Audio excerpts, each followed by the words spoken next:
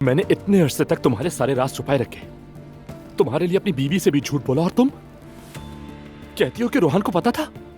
बहुत बाउसूल बन रही हो तुम। हाँ, हम सब जानते हैं कि तुम कितनी उसूल पसंद हो। मरियम साहिबा, ये सब हमारे लिए भी बहुत गलत है। जाहिर है जो कुछ हुआ वो नहीं होना चाहिए था। इस औरत ने मेरे देवर की शादी ऑर्गेनाइज की थी।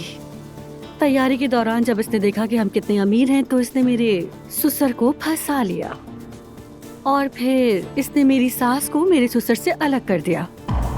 हो सकता है तुमने गलत समझा, लेकिन मैं सब जानती हूँ कि क्या हो रहा है। मेरा सब्र खत्म हो गया है। लेकिन अगर तुम्हारी अम्मी को होश नहीं आया तो फिर मुझे उन्हें होश में लाना पड़ेगा। तुम अपनी खाला जैसी हो जाओगी, तुम उसी के लायक हो। जिस औरत ने जिंदगी भर अपनी सालगिरह का केक नहीं काटा, मेरी शादी में रुकावट डालने की कोशिश की क्योंकि दुआ की फैमिली अल्कोहलिक थी, और अब वही औरत पार्टी में जाने के लिए जिद कर रही है।